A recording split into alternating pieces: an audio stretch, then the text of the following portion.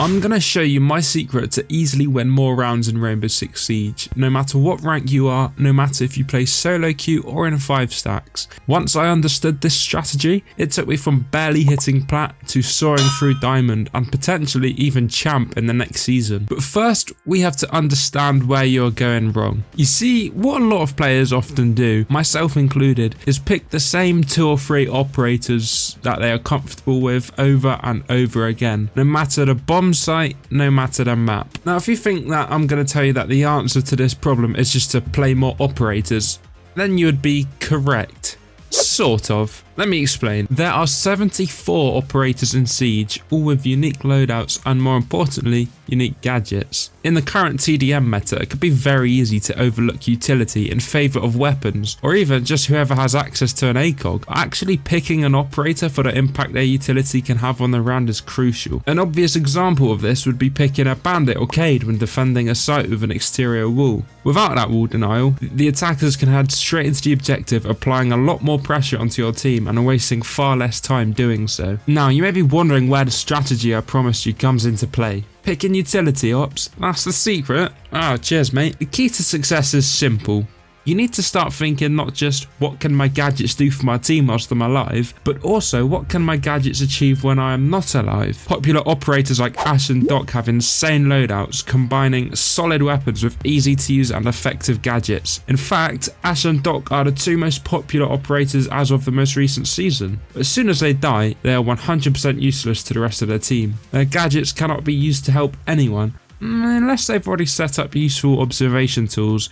We'll get into that later. The secret is going out of your way to play operators who can have strong effects on helping your team and putting pressure on the enemy team even if you are dead. Now, anyone could do this no matter what your skill level may be, whether it's your first game of Siege or your 1000th. For example, we mentioned wall denial earlier with Bandit and Cade. Even if you pull off a successful trick, it still requires your full attention, and most of the time, your utility doesn't put up much of a fight when you're not there to protect it. Of course, I'm not saying wall denial is bad utility. However, let's take Mute for example. Mute is one of the strongest ops on defense. Just one of his 4 signal disruptors can jam almost any gadget in the entire game in a decent enough space. It can jam tracking gadgets, observation tools, and even Blitz's shield. It can offer some protection from breaches, but still better to have a dedicated wall denial op, and its synergy with other utility can be priceless.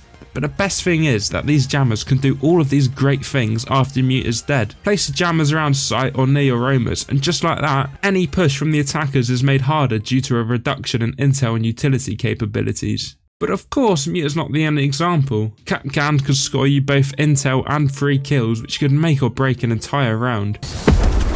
Yes! I clutched up! Nice. I was just saying, I personally think the only reason we won that round was my Capcan trap. Because that trap didn't kill him, my guy would have got third partied from behind and we'd have lost the round. His traps can be put on site, catching people who are going for the plant. They could be put far away to get a free pick on careless attackers, and they can even be helpful for your roaming teammates. Should I put a double upstairs? I feel like that's too bait. I think you should off yourself, to be honest. I don't really want to hear from you anymore. Well, these are great examples and sound easy enough, but what about attack? Attacking, as we all know, can be hard enough. A couple of good examples of selfless operators who have huge team benefits would of course be hard breachers for walls and hatches, good flank watchers like Nomad or Gridlock, and even some of the attackers who can deploy 4+ observation tools all by themselves. But the most important tool on attack is your drone. Don't just waste it heading straight into the bomb site when you already know where it is or just getting shot instantly, or saving it to burn utility like a Rooney Gates. Instead, put your drone in or next to the room you plan on entering. Your teammates can use your drone as well, so don't forget to set up flank watchers and even drones that are watching the diffuser in a post-plant situation. A well-placed drone can provide potentially round-winning and even game-winning intel for 5 people. You should definitely take the time to learn how to drone properly. In fact, I could make an entire separate video showcasing how to get the most out of your drones. Let me know in the comments if you'd like to see that. But essentially, what it all boils down to is knowing how to support your team and apply pressure to the enemies whilst you're alive, and how to do so after you're dead. Knowing that just because you are spectating, you're not yet out of the fight. Avoid selfish operators. Avoid going just for kills or picking an operator because you like their gun. Learn to use your gadgets wisely, and I promise you that your rank will rise higher and faster than Twitch's F2 recoil.